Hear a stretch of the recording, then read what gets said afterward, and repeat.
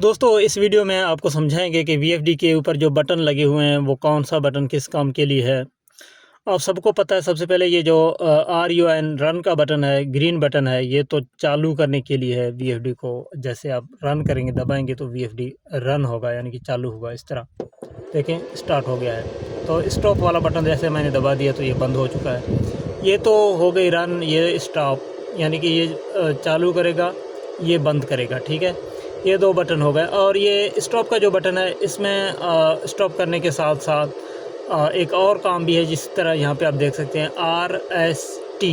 ठीक है, RST ये फॉल्ट रीसेट के लिए है, यानी कि कोई भी स्क्रीन के ऊपर यहाँ पे फॉल्ट शो हो तो ये RST जैसे स्टॉप का बटन दबाएंगे तो वो रीसेट होगा, स्क्रीन पे दोबारा 50 शो होने लगेगा। अगर वो फॉल्ट ऐसी ना हुई तो ये रीसेट होगा। अगर फॉल्ट ऐसी है कि वो अंदरूनी तौर पे है या कंटिन्यू है तो वो फिर इससे रीसेट नहीं होगा जब तक उसको आप इन्वर्टर को रिपेयर नहीं करेंगे। तो कुछ सेटिंग की वजह से भी ऐसी फॉल्ट्स आते हैं, जिस तरह POFF वगैरह जो सेटिंग के अंदर आउट होती है तो शो होने लगती है। यहाँ पे ये बटन जो आप दबाते रहते हैं जाता नहीं है, उसको इन्वर्टर के अंदर की खराबी कोई नहीं होती, लेकिन वो सेटिंग की वजह से है। और कुछ ओवर वोल्टेज की वजह से भी OV3 वगैरह का फॉल्ट आते हैं, तो वो भी स्टॉप RST दबाने से रीसेट नहीं होते। और कुछ और भी ऐसे फॉल्ट्स हैं कि जो कि यहाँ पे दबाने से रीसेट नहीं होते, लेकिन अक्सर फॉल्ट्स ऐसे हैं, जिस तरह आपने रन किया तो अंडर वोल्टेज हो गया, UV आ गया, OC1 आ गया, OC3 आ गया, जो भी फॉल्ट आया तो उसको रीसेट करने के लिए स्टॉप RST बटन आप दबाएंगे तो फॉल्ट रीसेट होगा। अब रन बटन और स्टॉप RST इसके तकरीबन आप जान चुके होंगे। ये तो चालू करेगा, ये एक तो VFD को स्टॉप करेगा, दूसरा फॉल्ट को रीसेट करेगा। अब ये दोनों बटन का और भी एक काम है। वो काम ये है, जब आप इनको चलाते हैं, यहाँ पे रन करते हैं तो ये चलता है।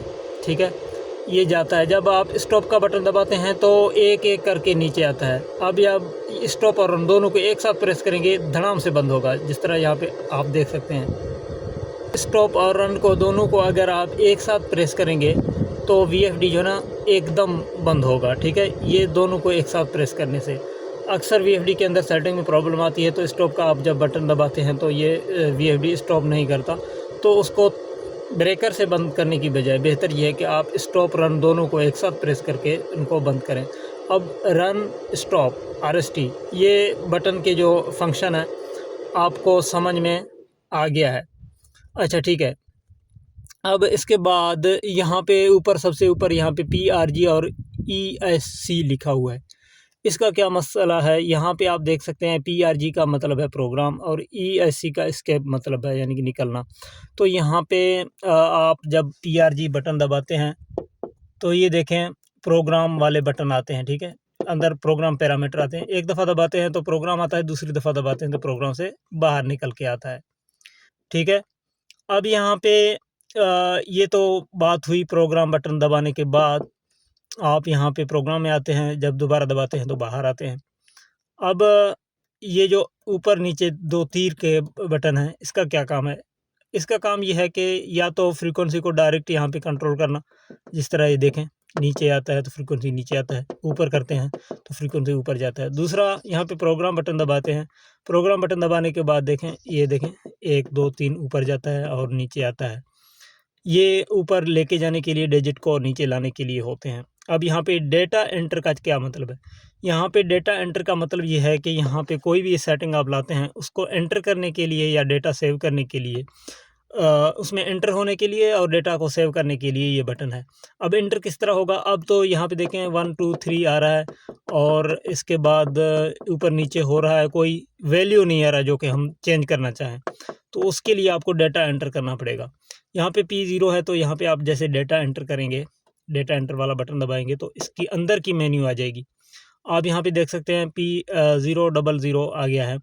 अब फिर से अप डाउन तीर से कोई भी पैरामीटर आप ला सकते हैं। अब फिर से ये जो पैरामीटर है, ये तो एक ग्रुप ओपन हो चुका है, बहुत सारे पैरामीटर हैं, यानी कि 0 से लेके 17 तक इसमें पैरामीटर हैं। अब किसी को चेंज करने के लिए फिर आपको डेटा एंटर का बटन दबाना पड़ेगा। अब यहाँ पे देखें P0000 है, तो P000 है तो यहाँ पे आप डेटा एंटर वाली ये बटन दबाएंगे तो अंदर की वैल्यू आएगी। यहाँ पे देखें 0 है। अब ऊपर की तीर से 1 या 2 पे सेट आप कर सकते हैं। अब जब आप 1 या 2 पे करेंगे काम नहीं होगा। उसके बाद आप यहाँ पे डेटा एंटर का बटन दोबारा से दबाएंगे ताकि वो जो वैल्यू आपने चेंज की वो आपका सेव हो जाए। अब यहाँ पे ये वैल्यू सेव हो गया है, नंबर चला गया है P001 पे। फिर से इसको अगर आप चेंज करना चाहेंगे तो यहाँ से आप डेटा एंटर दबाएंगे, अंदर वैल्यू चेंज करके आप डेटा एंटर का बटन प्रेस करेंगे इस तरीके से। अब कोई भी ग्रुप खोलेंगे भी इस तरीके से जिस तरह मैंने आपको समझाया, और अंदरूनी पैरामीटर को आप अप डाउन एरो से जो है ना सेट करके फिर सेव भी इसी तरीके से करेंगे, इसी बटन से डेटा एंटर से, ठीक है। अब PRG up down arrow data enter इनका आपको समझ में आ गया होगा कि ये किस काम के लिए है। अब देखें ये जो PRG बटन है और साथ में लिखा हुआ है ESC, तो ये बाहर लेके जाएगा आपको, यानी अब अगर यहाँ पे मैं दबाऊंगा डेटा एंटर आगे लेके जा रहा है और ये जो है ना बाहर लेके जा रहा है, ये देखें इस तरीके से, ये 50 पे दोबारा आ गया।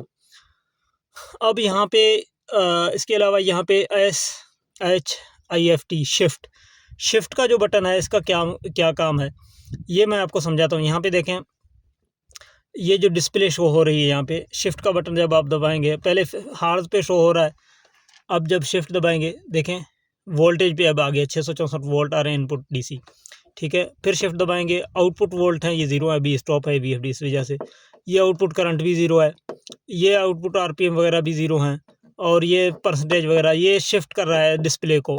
इस तरीके से दबाते दबाते दोबारा घूम फिर के जो है ना ये 50 पे आ गया है। और शिफ्ट बटन का एक और काम भी है, वो मैं आपको बताता हूँ। देखें प्रोग्राम बटन दबाया है तो P0 आ गया है, डेटा एंटर दबाया है P001 आ गया है। अब 1 तो आप ऊपर नीचे की तीर से आप चेंज करेंगे इस तरीके से 1 को। अब इस 1 के साथ जो 0 है इसको आप किस तरह चेंज करेंगे, उसके लिए आपको शिफ्ट का बटन दबाना पड़ेगा। चाहे 2 नंबर हैं, चाहे ये सारे नंबर आपको चेंज करने पड़े, तो शिफ्ट का बटन आप दबाएंगे। देखें अब ये ऑप्शन आ गया है इसी वाले 0 पे, अब इसको आप ऊपर नीचे कर पाएंगे, ठीक है, इस तरीके से। और इसके अंदर की वैल्यू अगर आपको चेंज करने हो इस तरीके से, PE है, डेटा एंटर किया है, PE00 है, फिर डेटा एंटर किया है, सारे 0 हो गए हैं। अब इनको अगर सबसे पहले वाली 0 को चेंज करना चाहें, अगर बीच वाली को चेंज करना चाहें, तो इसके लिए शिफ्ट का सहारा लेना है। ये शिफ्ट दबाएंगे तो डिजिट चेंज होते जाएंगे इस तरीके से आसानी से। देखें भाई, तो यहाँ पे आप इसको आसानी से चेंज करेंगे, ठीक है। और किसी भी डेटा को सेव करने के लिए आप डेटा एंटर दबाएंगे, ठीक है, अंदर चेंजिंग करके डेटा एंटर दबाएंगे। अच्छा, ये शिफ्ट का भी आपको समझ में आ गया, डिस्प्ले भी शिफ्ट करता है और डिजिट भी शिफ्ट करता है।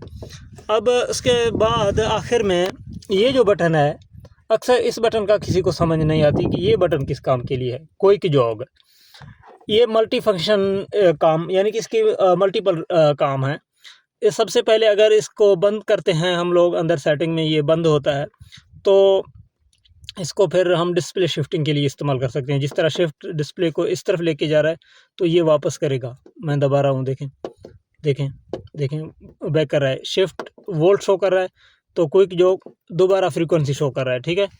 तो इस तरीके से काम करता है। अब जब इसकी सेटिंग अंदर फंक्शन अगर आप ऑन करेंगे, ऑन करने के बाद फिर ये जो है ना यहाँ पे आप दबाएंगे तो VFD को स्टार्ट करेगा, यानी कि दबा के रखेंगे तो VFD फ्रीक्वेंसी ऊपर जाएंगे, जब आप छोड़ेंगे तो फ्रीक्वेंसी नीचे आएंगे। और अगर दूसरी सेटिंग पे आप लगाएंगे, यहाँ पे चलते दौरान आप प्रेस करेंगे, यानी कि यहाँ पे चल रहा है, रनिंग में है, तो यहाँ पे ये क्विक जो का बटन आप दबाएंगे, अगर अंदर से इसकी सेटिंग ऑन हुई ना, तो फिर मोटर की रोटेशन को चेंज करेगा। यानी कि यहाँ पे सिर्फ दबाना है आपने, फ्रीक्वेंसी नीचे आ जाएंगे, बंद होगा ट्यूबवेल, फिर बस 1 सेकंड के बाद फिर स्टार्ट होगा, तो फिर उसकी रोटेशन अंदर से चेंज होगी ऑटोमेटिकली। ये यानी कि अंदर आपको सेट करना पड़ता है। जब तक बंद है तब तक ये शिफ्ट के साथ डिस्प्ले शिफ्टिंग का काम करेगा। इस तरीके से शिफ्ट आगे लेके जाएगा और ये क्विक जो है ना फिर से पीछे करेगा। बाकी जो पैरामीटर चेंज करने के तरीके वो मैंने आपको समझाए हैं, और डेटा एंटर का भी फंक्शन आपको बताया है कि किस तरीके से आपने इसको काम में लाना है। और उम्मीद करता हूँ ये अब आप VFD की बटन के हवाले से इन्फॉर्मेशन आपके जहन में समझ में आ गए होंगे। अगर वीडियो अच्छी लगी लाइक कमेंट और चैनल को ज़रूर सब्सक्राइब करें। अगर फेसबुक पे हमें देख रहे हैं तो चैनल को फेसबुक पेज को फॉलो जरूर करें। अपना बहुत सारा ख्याल रखें। इजाज़त दें, अल्लाह हाफिज़।